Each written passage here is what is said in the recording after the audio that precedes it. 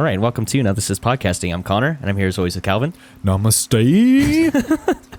And we have Katya with us. Hi. And we're talking about Memoria today. This was directed by Apichatpong Weerasethakul, and that is the first and only time I'm going to say his full name. He apparently says to just call him Joe.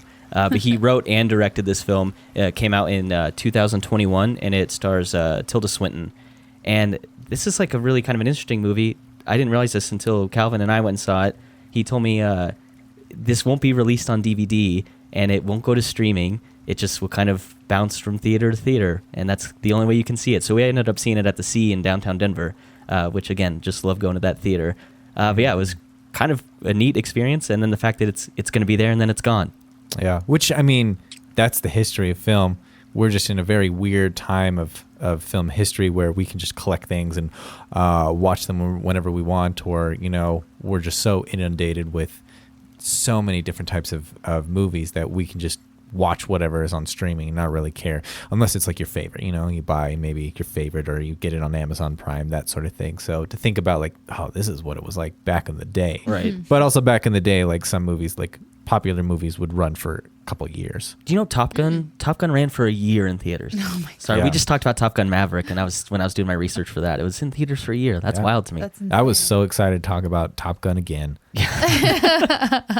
All right, give us what's your snappy first impression of this film?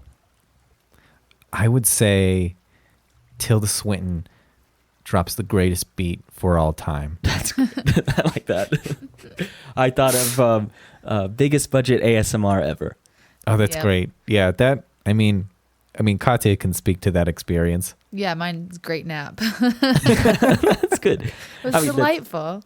That's why we have kind of the babbling brook and the rain sounds in the background. The sound was a big focus of this, and there's so much, especially sounds of nature in this. So yeah, the sound is really important. And yes, and then we have the big thud that it doesn't, I guess, gets explained, but we'll dive more into that later. But let's get into first impressions. Katya, what did you think of this film? Well, I'm okay if movies don't last forever after watching this. Like, not in a mean way. I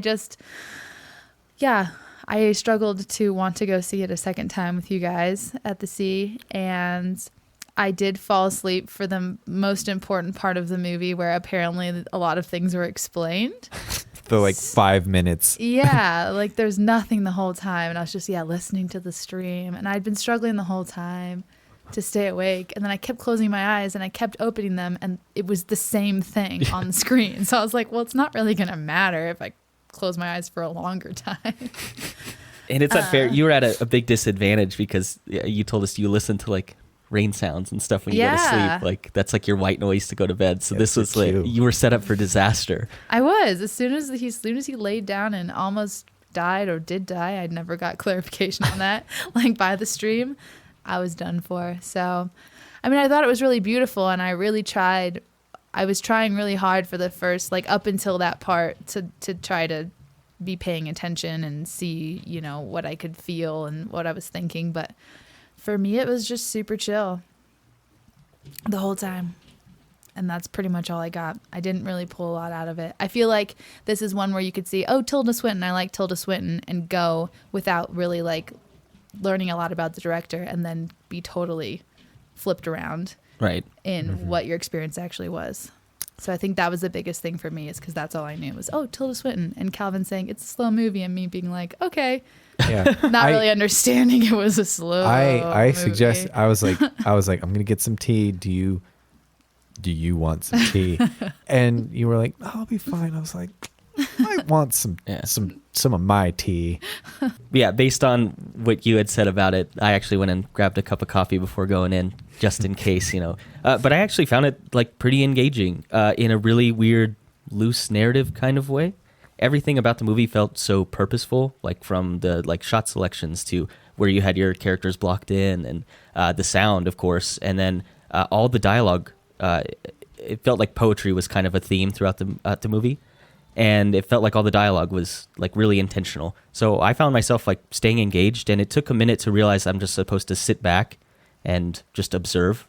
That's how this movie really felt to me. It was just an observation of someone in their life. So yeah, it captured a lot for me. I think this is going to be a tough watch if you're expecting it to be like story driven, though.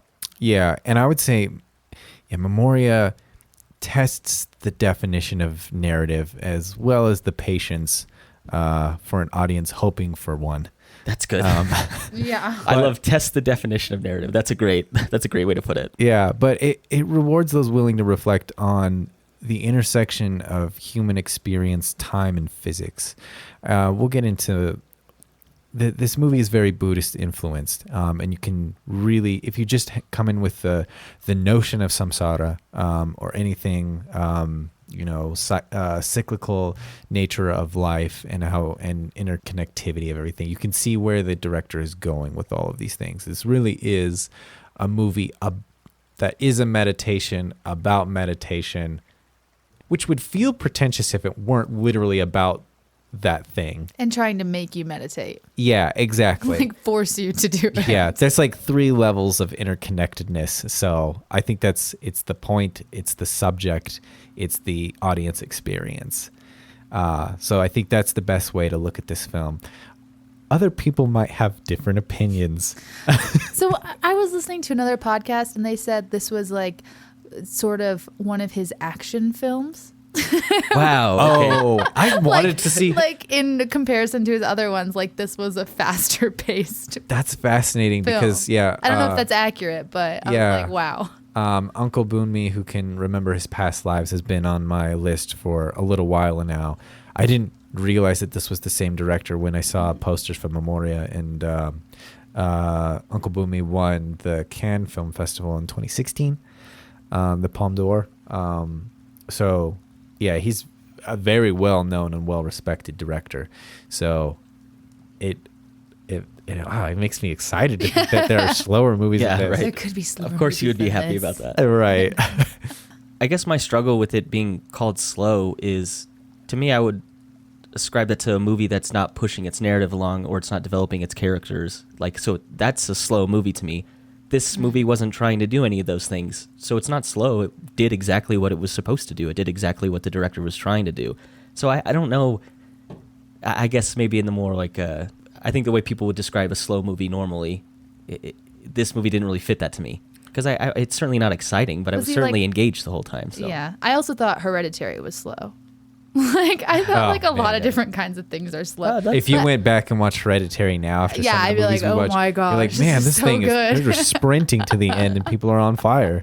Yeah, and maybe if I wouldn't have fallen asleep where potentially all of the development happened, like I didn't see any development in any of the characters. I just kept seeing different scenes. It's not about the characters. Oh, well, I didn't feel any other sort of development either. Yeah, that's fine. Yeah, I think that's the thing is like how we experience movies is very, very different in what Hollywood gives. It is one type of taste. Right. There are slightly different variations in the way that a yellow Skittle tastes different from a red Skittle. It's almost imperceptible, Right. when you compare it to what the medium can be. And I think that's the thing here is you're not being told something. It's how you engage with this. You're not necessarily looking for something to put all of these pieces together.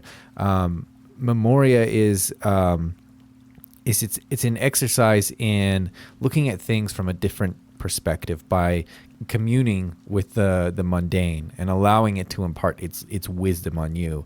When we'll get more into the ideas of like how important sound is in this movie, because like not only is it nice and it's pretty and stuff, it's important in a symbolic way to the idea of samsara and the main thesis of the film.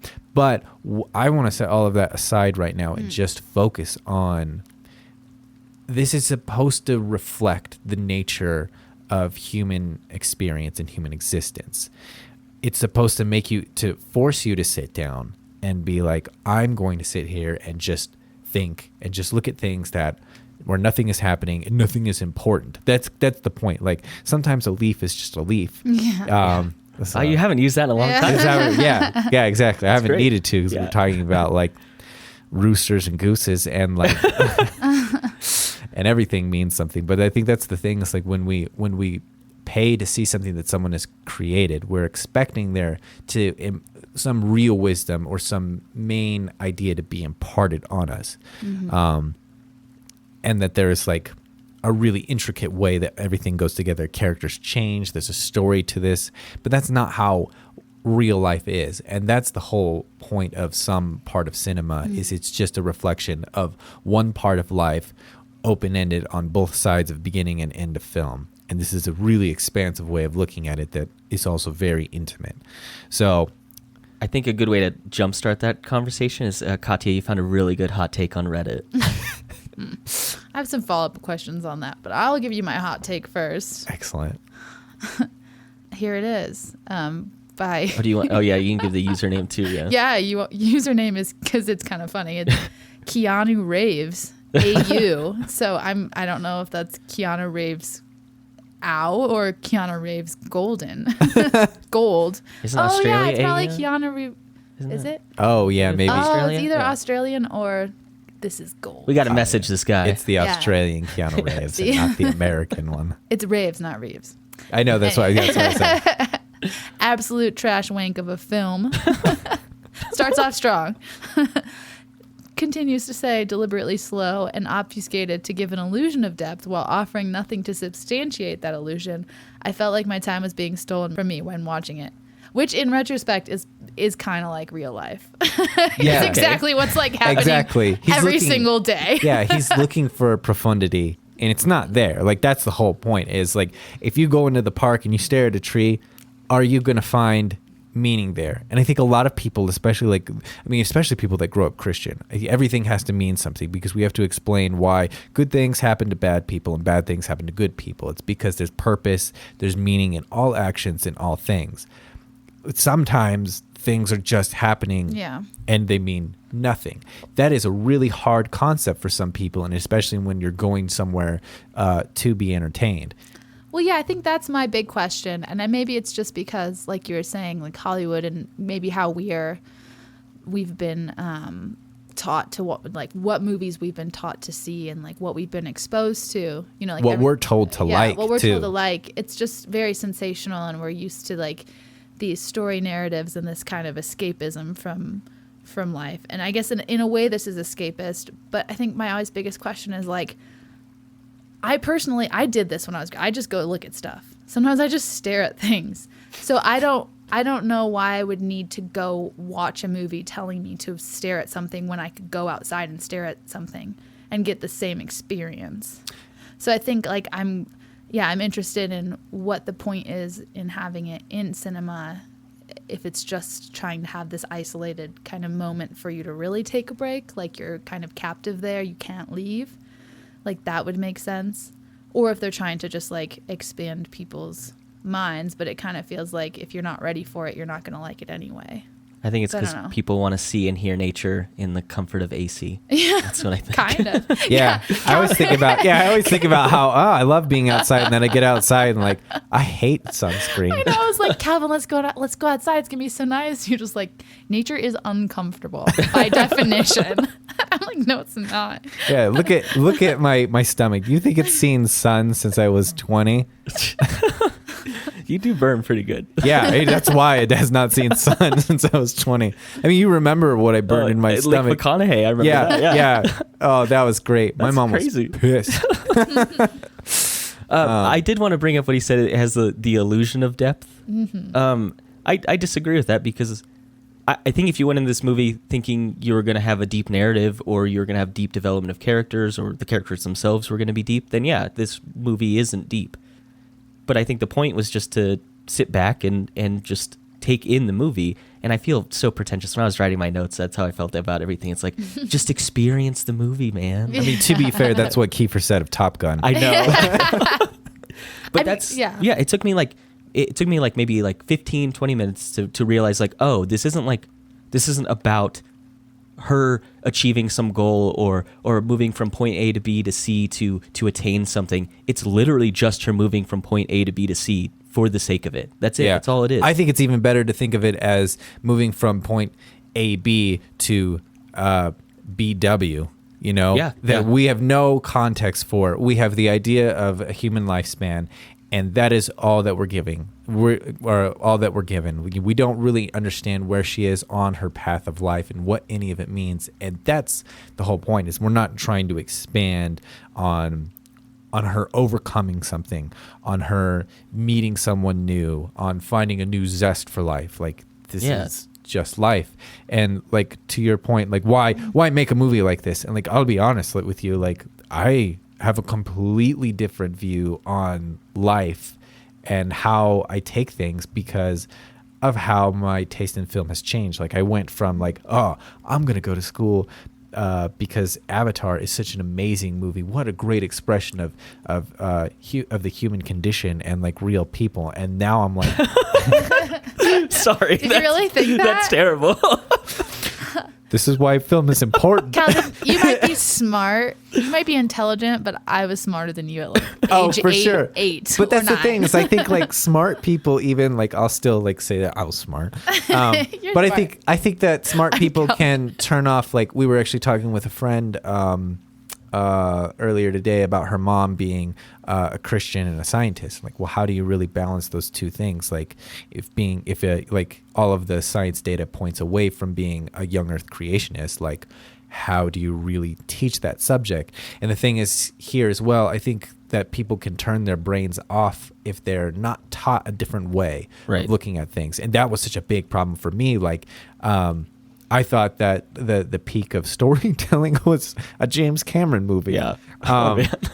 And so that's why I think these are important in that, you know, I think my first, the first wake up call I got was Sans Soleil, which is a found footage documentary from 1986, I want to say. That's really just bits and pieces of cultures and people all around the world at different times. And there's no narrative to it. It's not your basic understanding of documentary. It is literally just people living lives in different ways, and that is the whole point of the movie. So how then I take that into my own life is like, now I don't care if I'm like, I used to be like, oh, I have to fill up all of my time doing something. You know, I need to play as much of this video game as I can before I need to leave, and then sometimes I'm late. Now I get to the point like, okay, I can stop here. I can get ready for things. And then if I'm like 30 minutes early for something, I can just kind of sit and chill. And there is a peace and control over that in a world where I think that we really struggle to carve time out for ourselves. So I'm incredibly busy doing things all the time, but how I go from point A to point B has radically shifted because of how I look at time spent that would seem to be doing nothing. Right. So that's why I would say this movie is important, like, because some people need to be trained to do that. They need to be shown that there are other ways of actually existing. No, I absolutely get that. I think meditation, like purposeful meditation, it absolutely doesn't work for me. I took a class and the teacher wanted like the first like 10 minutes we went through like breathing exercises and got into like a meditative state, and I was like clenching my fists. I was so tense. I was not meditating at all. Like, I don't like being in that kind of setting, and to try and like force myself to like calm down or be at peace just doesn't work for me. But watching this movie, yeah, you're so right. It's just like, let me just turn things off for a minute. And this movie is kind of just about nothing. It's kind of just about this person. And yeah, like you said, I love what you said about moving from point A to B to like, what'd you say? B to W. Yeah. Yeah. From like A, like AC, AG, whatever, to BW. Yeah. And so I like that. I like the idea a lot with like no context or anything. And it was fine with me because I was just there for it. And just watching her experience life was like, it's weirdly calming in a way. You know, a way that like I don't do that because I don't like to just sit and like purposefully and mindfully like kind of calm down and shut down for a minute. Like, that just doesn't work for me. And so the idea of being able to experience that in a way with this movie, I was like fascinated by that. Yeah, it's almost like a more captivating guided meditation, because I think it fools you into thinking that it's a narrative, and it's slowly bringing your heart rate down into this really meditative place, and that's where the actual the thing that you'll get out of the movie the most is right there. And some people that puts them to sleep. I mean, that's actually something that Joe has said is a point of pride for him. Like, yeah, it's like if people who like to meditate watch this movie, they'll probably fall asleep. Right. People who don't like to meditate will calm down. People who hate everything will be upset. It's just like, yeah, I think that's the thing. It's like, yeah, where are my jets? Where are my transformers? Yeah. Like, yeah. there's only one spaceship in this movie, or was there only one? I only saw one. I mean, there were a lot, but we only There's saw multiple one. ones, yeah. Okay. But I So there just was only one. I disagree with Keanu Reeves. I don't think that this movie wasn't trying to trick you into thinking it's deep. It just, for whatever reason, you just didn't like catch what it was trying to do. And that's like not a knock. I mean, if you don't want to be in that meditative place, which like I pointed out, I don't like being in that place either. And the fact this movie tricked me into being calm. So it didn't trick me into thinking it had depth. It tricked me into like chilling out. I think the things too, like, we also go into a lot of foreign films or foreign language films, just assuming because it's coming out here, it's going to have some deep, like relevant meaning. I think we're just like, at least me, I've always been just kind of accustomed to thinking, oh, even the simplest foreign film is going to be way more deep and interesting than a good American film. No, you're I think. absolutely So, like, right. I think you automatically think that, and it has these, these long scenes that you're like, well, they have to be important, right? Right. That's how I felt about Hatching when we saw it. I was like, Yeah. this must be great, right? I mean, Yeah. why else would a finished film be playing in the States? Yeah. And then it was just kind of Eh. it was kind of schlocky horror. Yeah, it's and like, I'll be honest, that was like, I'll take the fall for that one because that was my idea. I was like, this has to. I mean, it's Finnish. I love everything. It looks great. Yeah, I love everything Scandinavian. This has to be really, really good. And yeah, I had to apologize to the party after. Yeah. Well, you got like It was movies. still fun to watch. It was though. still a good movie, yeah, but Yeah. it was like, You got movies like Parasite on your mind, which are Yeah.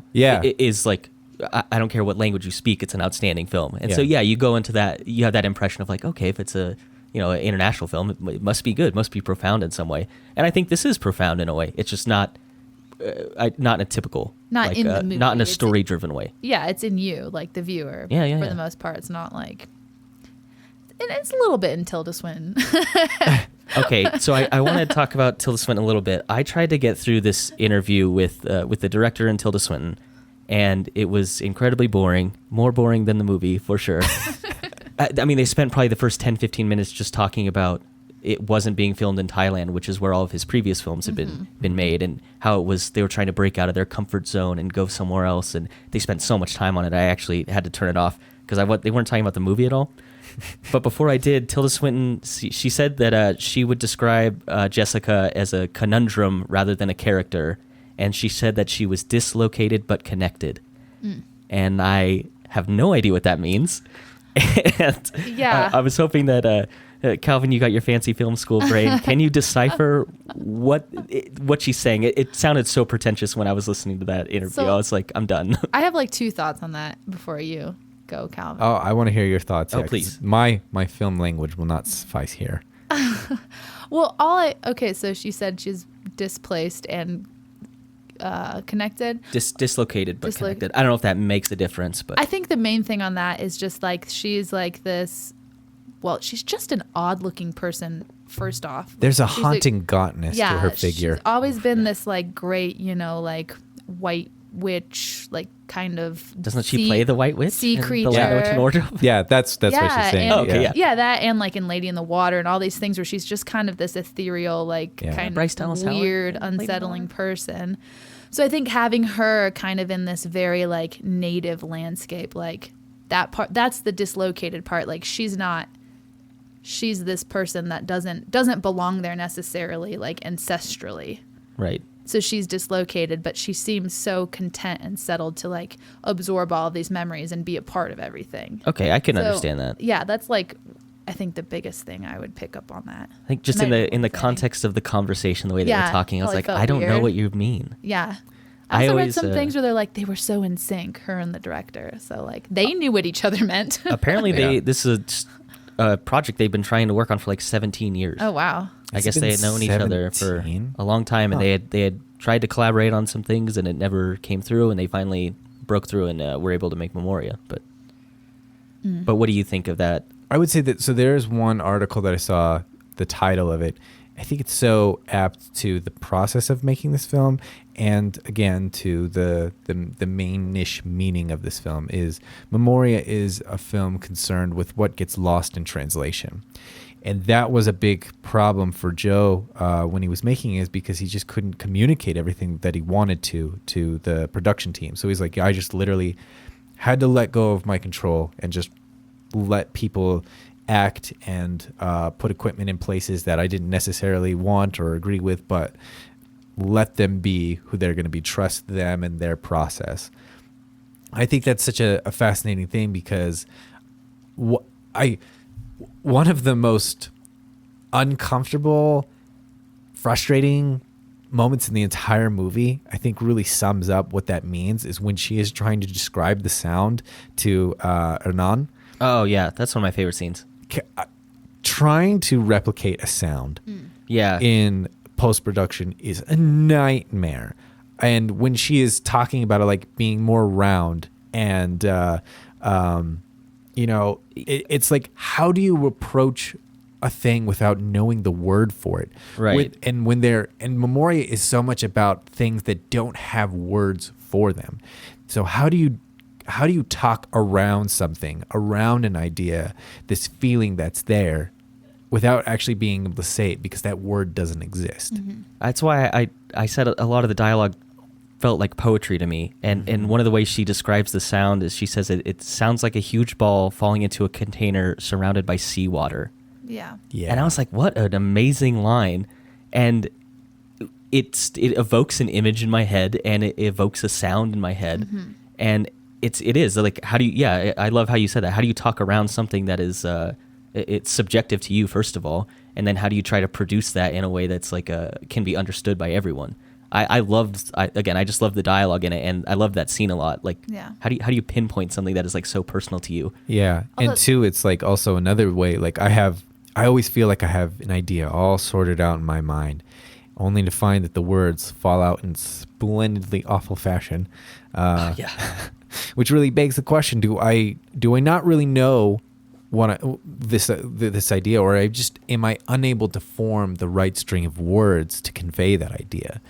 I think it's both. And like sometimes too, you can be sitting there and you have this idea, but you've built this little like reality, you built this little world, you're not in the world right now when you're making this idea. And so then you actually put it into place and you're speaking it.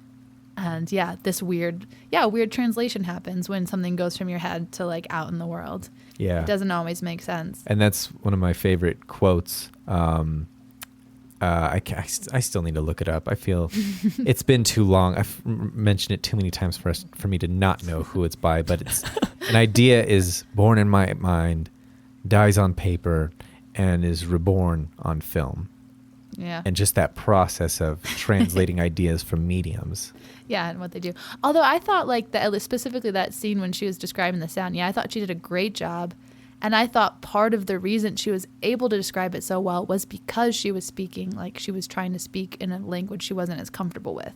I thought like having to pick these words that she knew and the way she like used them, I thought that actually probably kind of helped her like disconnect from what she was thinking to just try to think like, what's the most descriptive, like true thing I could use in your language. Yeah. So I don't know. Sometimes I feel like when you're either using different languages either makes you like less coherent or just like it ends up making you beautifully coherent in a way you didn't expect. So I think that's where some of the poetry comes from too, is just those like, trying to say words and you're not speaking in a normal, like totally, man. Like I'm just going to tell you like what I'm doing like today. Like, I would love if that's how that scene went. Yeah, Tilda Swinton just turns around. Do you hear that gnarly beat? Yeah, I mean, like, what if she was a like California bro?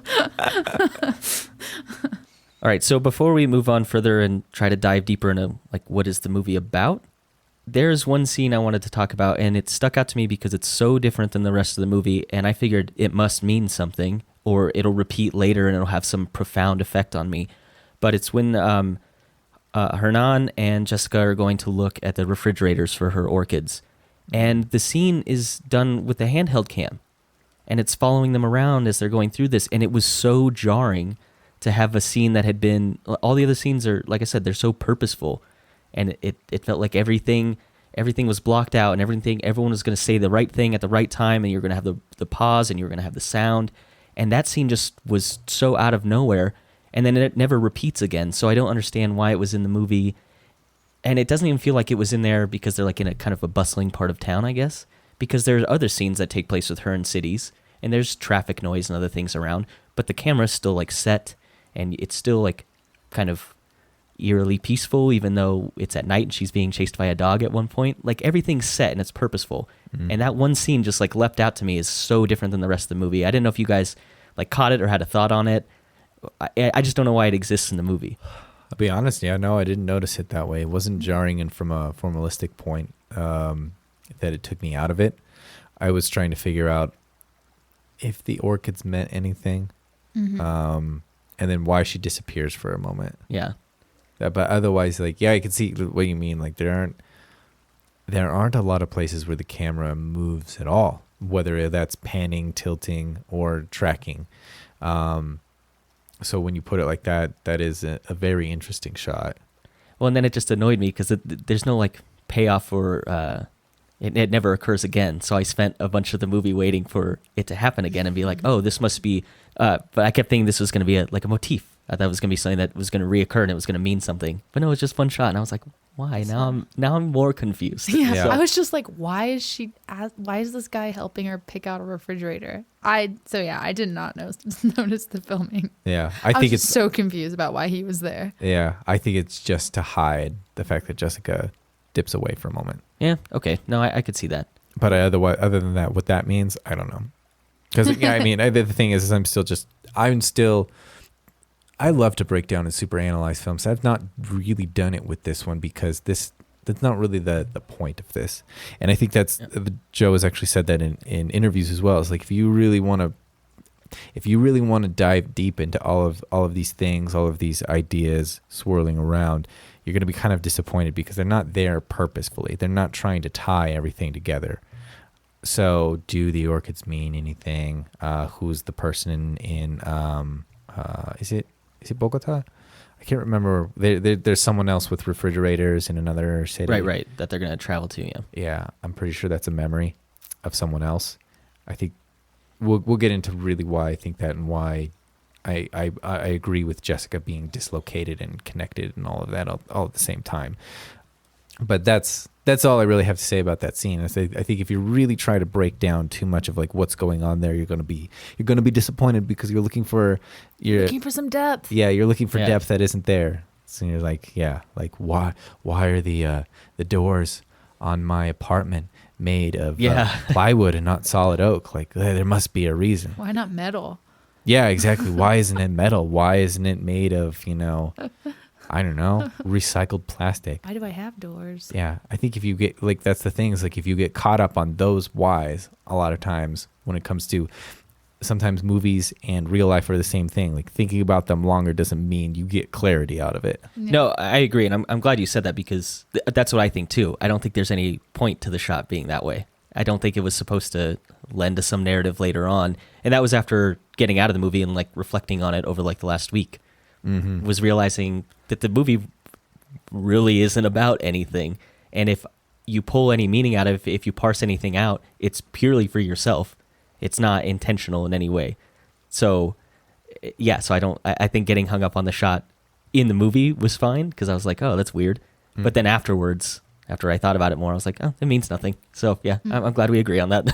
Yeah. So then, yeah, let's just talk about, like, let's try and break down who Jessica is, what any of this means, if it means anything, and, spaceships. Yes. So yeah, why is she a conundrum? Because that's how Tilda Swinton described her. I guess I don't quite get that, because I do think that she's a character. I mean, she's a person at the very least. She's a person that seems to communicate with people, but not very well all the time. So I didn't quite grab that description of it because again, like watching this movie, it felt like I was observing a life. It felt like I was observing someone moving through an experience, and I was along for the ride of it. And so I never thought of her as a conundrum. I mean, she's not a character in terms of like development and depth, but she's a character that exists in this film. So do you have any thoughts on that? Like why would why would she be described as a conundrum rather than a character? Because I don't think she is a real person.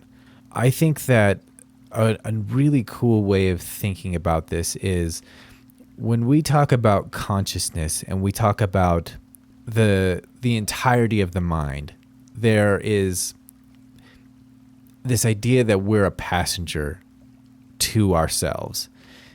And I think that's what Jessica is she is something inside of someone's mind parsing through all of their memories. Or she is a concept where she explores all of these interrelated people and their memories. I think you could look at it because we see Hernan both young and old, that we're looking at his entire life. He's maybe he was the one at dinner with the professor and his wife and their child, and not Jessica. Just think of every place that Jessica is, and think of it either as her sister or as Hernan. Yeah, no, I like that idea. So that's what I mean. So like when they're buying refrigerators, it's her, or it's the anthropologist, or it's Hernan, or it's what is the guy's name? The older guy. Juan. No, like the one Spina? she's signing papers with. I think it's Juan. Yeah, I don't know. I missed that part. Juan. Ospina. Oh, you mean on the in the At the very in beginning. the cafe in the lunch? Yeah, yeah. Yeah, Juan. Juan. Yeah. Yeah, so I think we're exploring the minds of all of these characters, of Juan, of her sister, of Hernan, and of the anthropologist, and connecting all of these varied themes because they're all within like the same physical space. So that's where the sounds kind of intersect. That's where the idea of the dog intersects, the backfiring of the bus, the sounds in the tunnels, like all of those things are happening at all different places, and they're all being exposed to them. That's why it's in all of their minds. So that's why I don't think that Jessica is necessarily her own character, and that's why so this is the part you missed. When Hernan wakes up from his nap death at the stream, they go into his house, and she starts saying, like, I've been here before. I was a child. They were looking for us. We were hiding underneath the bed. And Hernan says, those are my memories. I was here. That was me. And so she touches him. And you remember also that part where he talks about a man walking by and he gets assaulted and has his lunch stolen, or he gets robbed, and then they say, "Oh, take his food too. It looks delicious." Mm-hmm. Well, she picks up a rock in his house, and it has an echo of that phrase of men actually shouting that. Mm-hmm. So she is reading the idea, so that's why sound then is something that connects all these things, because it's imprinting on the physical landscape. It's something that we see everything as like just human consciousness. We're on this one plane of consciousness, and we think that we're the pinnacle. The thing is like we might just be unable to experience consciousness on other levels. We're not actually all that smart for that reason. Yeah. Like say rocks actually do experience things, and they have memories. Well, the vibration. This is when you get into vibrations. Yeah, exactly. Can you really feel the vibrations and emotions? Yeah. And can you get enough out of that to feel a memory? Yeah, exactly. We get into the woo-woo stuff, but if you've seen everything everywhere all at once, then we know that rocks absolutely have a consciousness. Yeah, absolutely. rocks have consciousnesses. Yeah, exactly. And if you ever touched a rock, you know that it's alive. Right, yeah. But so that's kind of the thing. Like the sounds are imprinting on the actual landscape. And so when she touches him, she starts reading all of his memories. And there's just all of these sounds playing of like things in Spanish. And from what I've read from other interviews, there are Jessica's memories too. But having seen it at the sea 2 times, that I don't know what it is about the mix on their speakers, but I cannot pick anything out in particular. It's just we have a sense of her experiencing his life through his memories through touch. Right. So that's why I don't think then she even states I don't have any memories of before I was born. So I think again that's another this idea of her being a repository for consciousness and a representation of consciousness apart from the individual self. And that's where that samsara thing goes through. She she is like a physical representation of everything that gets woven through everything. And I don't know, this movie doesn't have like deep meaning, and I'm starting to sound like really, really profound. But I think that's one way that you could look at it if you really wanted to explain her character. Or if you look at the definition of conundrum as being basically there's three things she could be: a problem, a question, or a riddle. Yeah. If you look at it that way, so like, is she the question? Is she the problem? I think, or yeah. is it this just a riddle? I think it's just a riddle. I think it's just, she is really, like when we say it's a guided meditation, like she's our guide through other people's consciousness, and she's literally taking on their problems and she even has problems with time. Like Ernan is not there anymore when she goes to look for him. And the same thing with her sister being suddenly well. Right. And which is, I think, an earlier time in their life. Yeah, no, I certainly got the impression that it was not linear, and we were jumping around. But she felt it was, yeah, which is what makes it so interesting, and why, again, I don't think she's a character, because she has no concept of time. She only has what she has experienced, and that's everything in her existence. Which is part of why I'm impressed by this movie, is she is without context as much as the audience is. Yeah. Which is like a surprising thing to pull off, I think. And it's not something that I think you would typically see in a movie ever. I think that you're in the same boat that she is. I mean, if she's a riddle, then it's like you're also trying to figure out this riddle with her. Yeah. So I guess, okay, I can come around to the concept of her being a conundrum more. And that's just the way I like to look at it. I don't think that that's necessarily the right way. I don't think that's the intention, because again, I think that like Tilda Swinton helped craft that character. So her saying that she's dislocated and connected, I think it's the same thing as a Scottish expat living in Colombia, having poor Spanish, and having what is exploding head syndrome. The reason the big bangs are there is because that's something Joe actually struggles with. Right. He used to have exploding head syndrome, where there would just be loud bangs. And he's like, it doesn't actually affect my health or anything, but at the same time, it's a very lonely experience. I am the only one hearing this, and I cannot share this with anybody. So to put that into that character, I think it's a better way of thinking about that. Like I like thinking about the big philosophical and supernatural things around Jessica, but I think that if you just thought of her as like someone with exploding head syndrome and how isolating a sound can be to an individual experience, that says as much as what all of those words that I said. And I can't wait to listen to and be like, wow, most of that needs to be cut.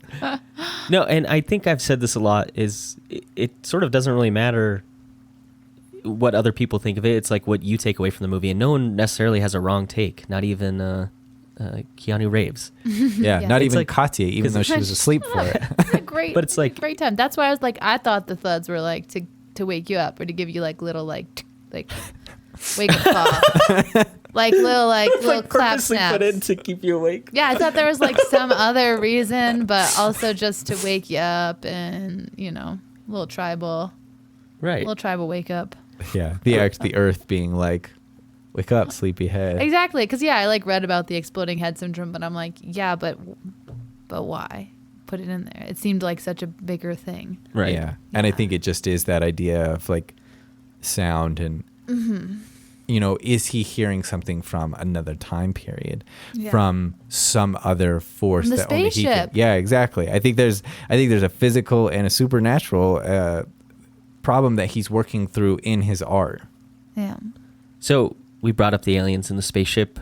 I want to know, what do they mean, and do they matter? Sorry, go ahead. Did you actually see aliens? So you don't see aliens, you see the ship. Yeah. Okay. But I mean, it's implied aliens. It has to be aliens. Yeah. And what else would it be? Wasn't it really small? I thought it was humongous. You couldn't tell how big. We didn't have any sense for the scale For how of it. big it was, yeah. I thought it was like some sort of transmitter that was just zooming back to its home ship. But we also saw a lot of them, heard a lot of them. Yeah, if you thought if the Thuds spaceships. But yeah, okay. So what else, Connor?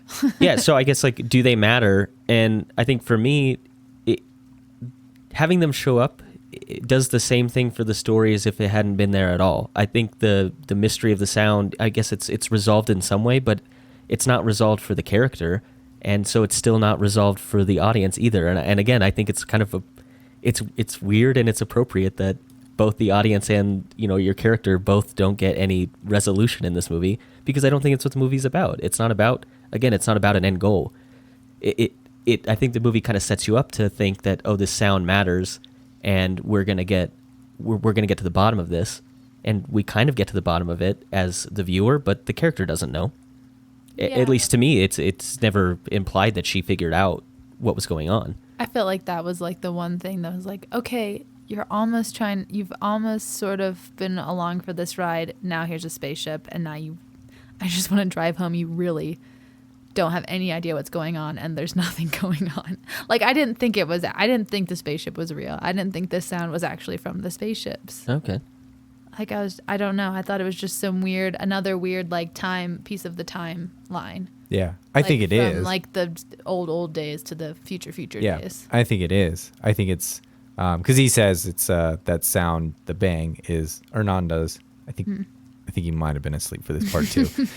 It was Probably. It was Everything before, useful I did not hear. Yeah, it was before both of our times. And so I think that's the thing, is like, then that really drives home in a supernatural way that then cannot be explained by mental illness or some psychological goofiness to tie because there's a couple of articles I read. It's like, oh, it's a metaphor for mental illness or something like that. And I don't think that's what this movie is at all. No, I think that I think some people will be looking for too much meaning out of those spaceships, but what they really do is drive home the fact that this isn't in her head.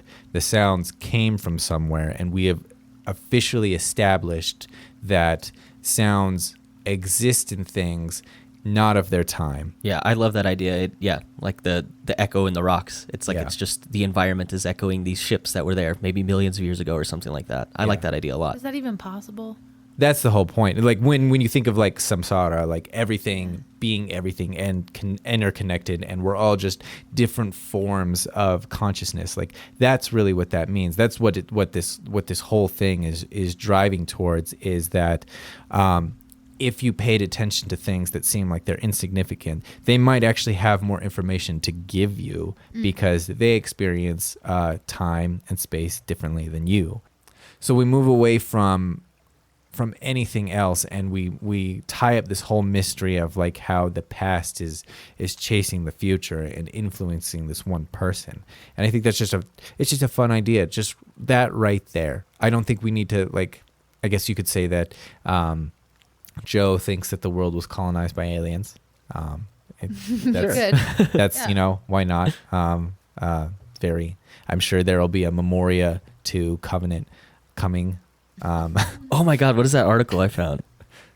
Oh, okay, yeah, it'll be Memoria 2, Reckoning with the Past That Doesn't Forget. Yeah.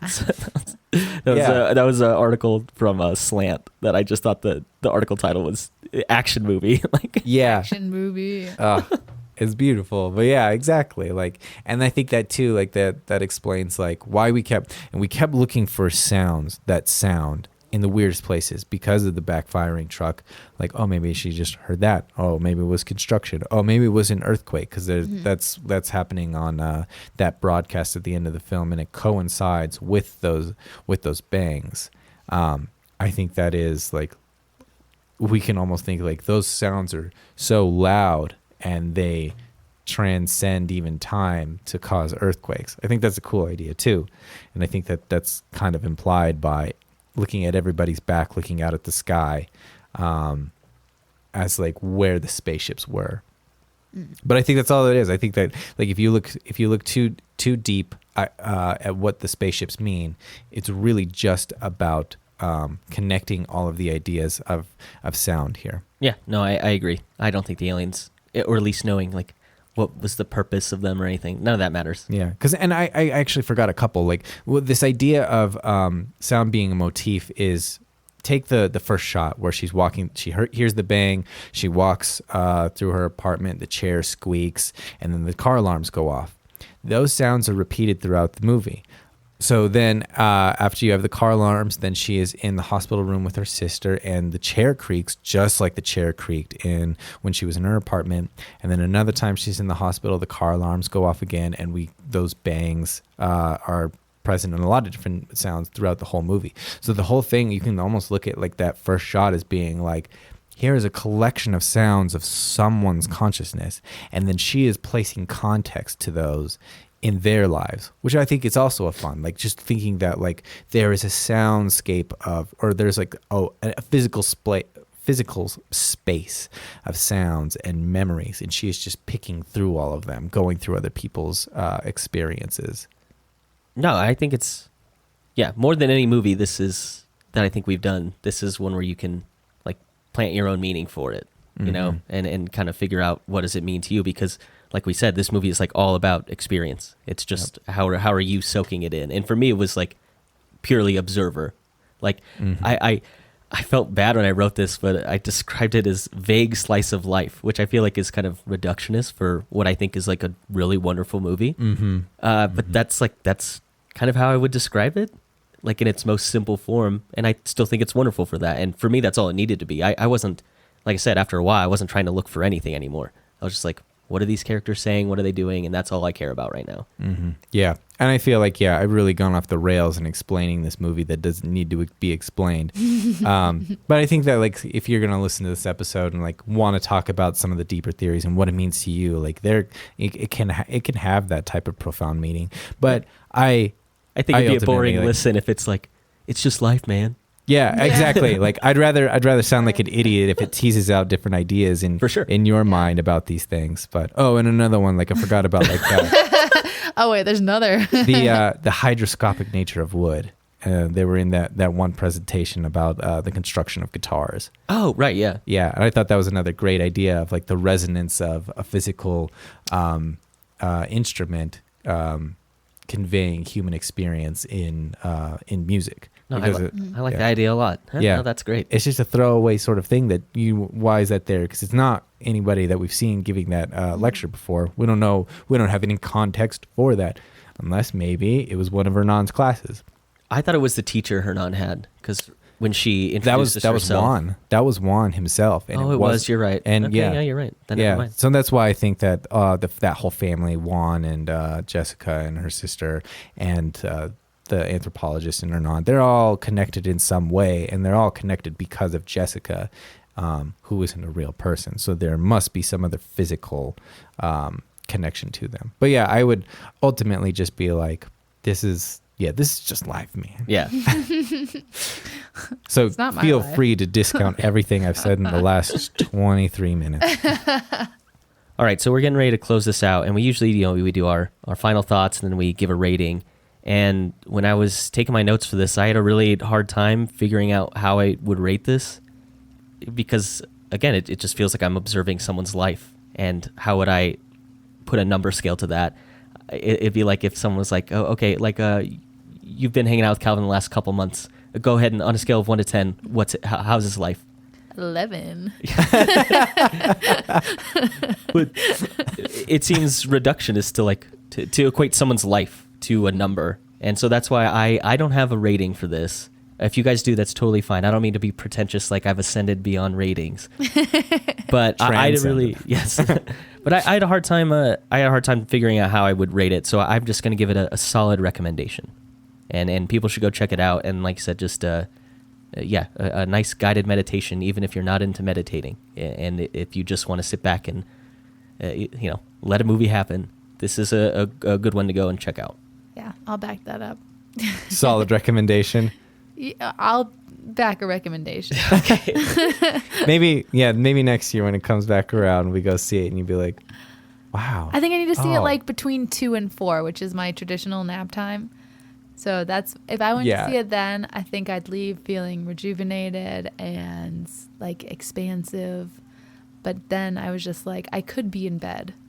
Yeah. Doing the same thing. Yeah, exactly. That might have been the difficulty for me. But yeah, it's still great. Yeah. I almost invited my sister to go see it with us, Connor, and I was like thinking about that conversation, like, because then like I can't the only movies are like, okay, what movie are we seeing, Calvin? Oh yeah. And it's like we just went and saw the Bob's Burger movie, and like Oh, man. just broaching that topic, like was like, oh, we're gonna go see, and they're like instantly like, I get to see, and their faces kind of drop, and they're suspicious. Yes. Yes. Like, what are you tricking us into? And like Bob's Burgers, like, okay, well, independent of you, that sounds good.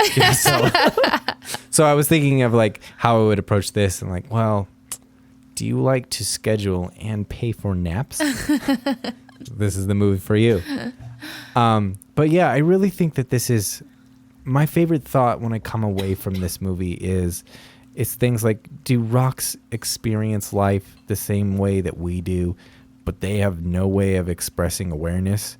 In the same way that we can't explain the nature of a sound or the experience of like seeing yellow. That's a common philosophical problem or question posed. What is the experience of seeing yellow? Right. I think in a way this film is about experience and how humans share it with each other. But experience lives and breathes through everything the same way, but nothing can communicate with each other, which I think is like, it's sad in a way, because it feels like there are insights to be gained about the universe that we will never have because of the limits of our cognitive ability. Right. So I think that's one hope for like the people that practice any type of religion, is that these things are independent of human consciousness and human awareness. And that's why movies are like this are cool. Like maybe we can tap into something that would translate everything to us. There's almost a bit of a hopefulness to be gained by sitting and watching things. Right. For that reason. So I think the same sort of thing, like how do you rate someone's life? And like the thing is like when I look for movies, I'm like, okay, what flaws does it have? I can't really find flaws here, because the thing is like, how can you flaw sitting next to a stream? Certainly, yeah. Like that's basically the premise of the movie, is like what can be gained from communing with your fellow humans and experiencing nature together. So it's like, for me, this is like, I wouldn't say this is like a really, really strong recommend, because this is not like the place you should start with your film experience, because you're just not going to understand it, because it's not, I mean, like, look, we have watched so many movies this last year, and I've explained like how I got to this place. And even then, like, that's only like a part of like the education that I got. Like, just your awareness of how to take in a movie like this is not the same thing as like, okay, I can appreciate this part of it, and it is similar to these types of things, and I know what this director is saying, and that's the moment where I can shut my mind off and just let it let the film absorb me. Right. There are much easier movies to start with than this one. Certainly. I mean, Under the Skin is obviously one that don't listen to that episode. It's terrible, but I love it. It was fun for us. And I think that's a good place to start. It's a better place to start because it's an interesting story. It's clearly a story. It's very slow and very empty in terms of dialogue, but you get to see Scarlett Johansson naked. So if you need something to watch a movie like that, Jaden was all about that. Yeah, that was literally the only reason like we watched it. And he was like, "What the hell is this shit?" Yeah. Otherwise, But I was glad when we walked out of the theater and you had said like, yeah, it reminds me of parts of Under the Skin, and I was like, thank you. That is exactly what I was thinking going through this. Is like the second half of Under the Skin, where she's kind of trying to figure out what it's like to be a human, and she's discovering the world around her, and you hear like the rocks and the gravel, like, you know, rustling underneath her feet, and you hear the sounds of the wind when she's at the beach, and it's very like immersive, and you're a part of like this soundscape along with the character, and it has a much more solid narrative than Memoria does, and that's why I think it's a good point. Is if you wanted to start moving into something like Memoria, Under the Skin would be a great movie to watch first, so you can kind of understand what the pace is going to be like. Yeah, and I'm sure there are better recommendations out there. You know, I mean, maybe even something like The Green Knight. I think The Green Knight is actually a good place to start, because that's a very heavy narrative. It's very open-ended. It's very interesting, though, and fantasy-driven, but it's very, very vague in what it's trying to say, right, and what a lot of those things mean. Like the giants. Like if you watch the trailer, if you go and like watch the trailer, like, oh, this looks awesome, there's giants. Ignore that part, because we have no idea what that means. Yeah. But no, I definitely, I wrote a note and I would not have appreciated this film if we had not started doing this podcast. I would have looked at this and been bored, and I would have not been receptive to anything it was trying to do. And so, like, I've definitely just grown over, like, we've been doing this almost a year, just like watching a bunch of different things. And like you said, like Green Knight and Under the Skin, and like analyzing those helps me like connect with this movie more. Yeah, and as alienating as this is, you get to a point where I don't need to understand everything. Right. And that's a very unusual way of looking at movies from what we're told, and in a world where we're just filled with so much information. Right. And so many things. This is a movie I think that you should just, watch every day and turn on when you go to sleep, if that were possible. Yeah. But I guess not. We can't get it streaming or Blu-ray. It's not possible. I'll just have to go with a video camera next time. Bring So a battery pack for my iPhone. So I guess on your spreadsheet, this just averages out to recommend. Yeah, just straight R's. Straight R's. All right, with that, we're going to close this one out. Thanks for being on, as always, Calvin. Oh, thank you. Namaste. Namaste. And thanks for being back with us, Katya. Thanks, bro. Great. And you can find our podcast on any platform like iTunes or Spotify. We also upload all these to YouTube, so go ahead and leave a comment. Tell us what we're doing well. Tell us what we're doing wrong. And thank you for listening to Now This Is Podcasting.